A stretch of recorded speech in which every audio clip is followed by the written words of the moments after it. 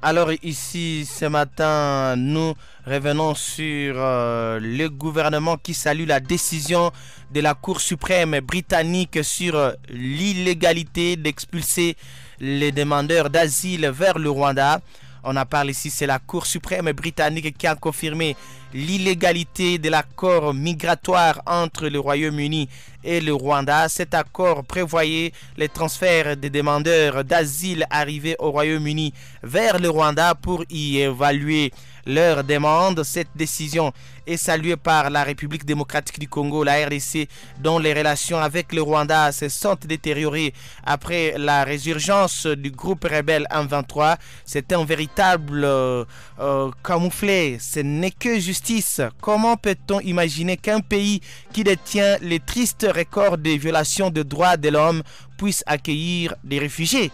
Je pense également que les rapports de Human Rights Watch ou du groupe d'experts des Nations Unies sur l'Est de la RDC ne pouvaient être ignorés, car nous savons tous que derrière la façade que présente le président du Rwanda, le bilan en matière de droits de l'homme est catastrophique.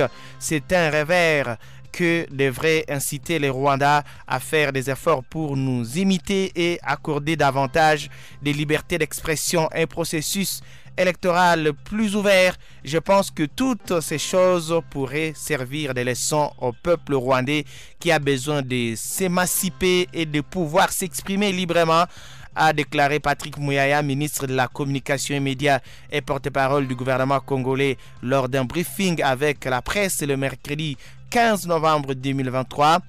Il a souligné l'ironie de la situation où le Rwanda était prêt à accueillir des réfugiés venus de loin, mais ne récupérait pas ses propres citoyens présents en RDC.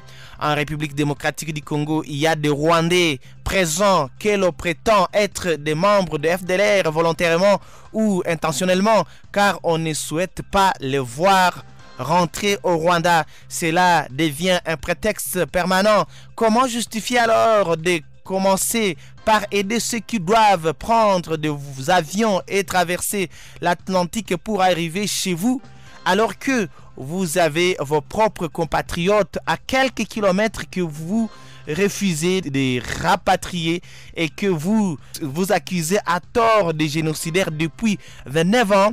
Avez-vous suivi récemment les mesures prises par le gouvernement américain à rapport de l'enrôlement des enfants au sein du mouvement terroriste du M23? Toutes les personnes de bon sens ont été choquées d'apprendre que le Rwanda devrait accueillir les réfugiés, a affirmé Patrick Muyaya. L'accord migratoire entre le Royaume-Uni et le Rwanda, signé en avril 2023, visait à dissuader les traversées clandestines en transférant les demandeurs d'asile vers le Rwanda. Il comprenait également un financement initial de 144 millions d'euros du Royaume-Uni au Rwanda. Nous allons revenir après, bien sûr, cette partie dédiée aux communiqués publicitaires. Restez avec nous.